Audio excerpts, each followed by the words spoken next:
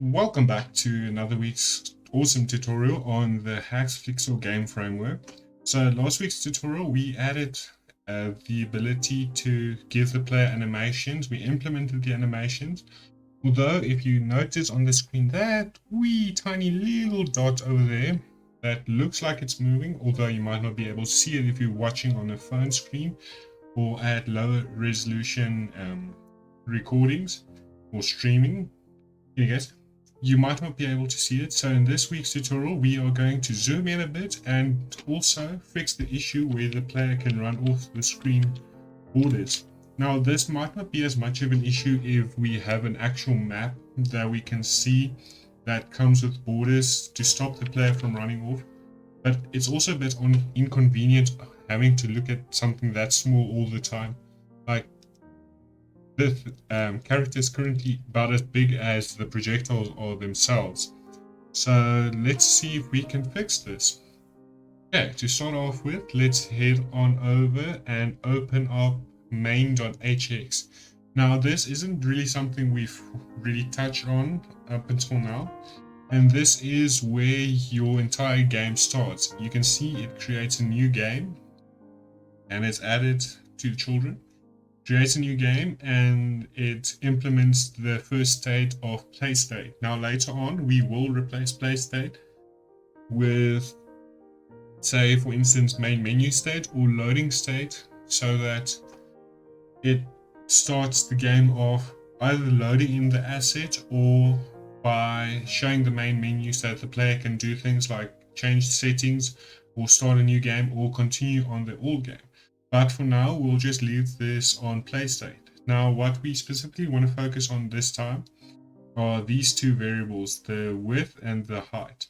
Now, before we do that, if you open project.xml, earlier on, we changed the window width and height to be 1080 by 720 and have 120 frames per second.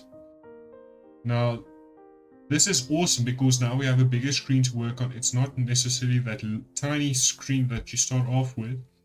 The only issue is that everything is small, but we can zoom in on that though. So it's 1080, so that would, let's use the half of that, so it's 540. And the other one is 720 and the half of that would be 360. Cool. Now if we save this and then run the game again, you'll see that the sprite is significantly bigger already. So just wait for the compilation to be completed. I might do a little cut over here, but it doesn't look like it's necessary. Awesome, didn't have to. Now you can already see that the sprite is bigger. You should be able to see the animations a bit better. Although it looks like the character is moving at the speed of white light, but it can still move off the edges of the screen, which is a bit annoying. So, but at least now it's bigger, it's easier to focus, and you can actually see the animations without using a magnifying glass and practically pushing your face up against your monitor. Cool. Next up, we have to implement the ability for the camera to follow the player so that we don't have the issue where the player runs off the screen.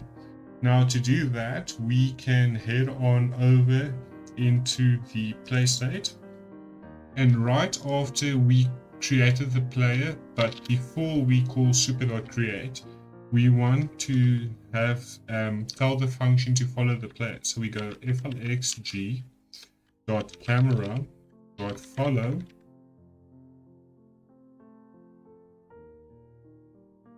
and we want it to follow the player. It should be top down, and we have a loop of float 1 to make the camera a bit more smooth. Now if we run this again, we will see, wait for it.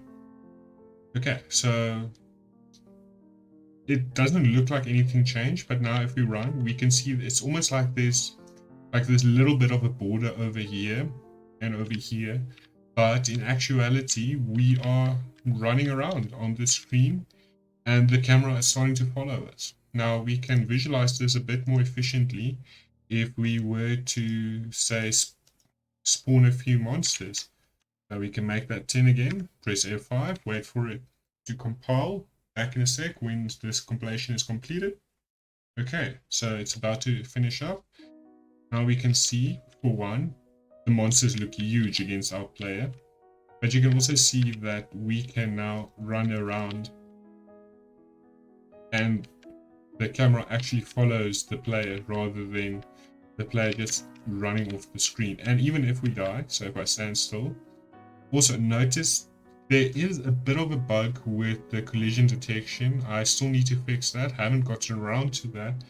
It should be around video 12 that we fix this issue. And you can see I can still shoot them or not. It's such a weird issue. But in any case, that's a problem for later us to solve. So thank you for watching today's tutorial, but before you head out, I just want to tell you that if you like this video, please feel free to drop a like, or if you disliked it, drop a dislike. I'm not here to tell you what to do. And please consider subscribing to the channel. It'd be a huge help, especially since the channel is still pretty new. And also, if you're a fan of developer swag, feel free to head on over to 8-Bit Swag, where we have pretty much a lot of developer swag, different shirts, different hoodies, different stickers, pretty much anything your little developer heart could ever want. Thank you, and I hope you have an awesome week. Until next week, goodbye.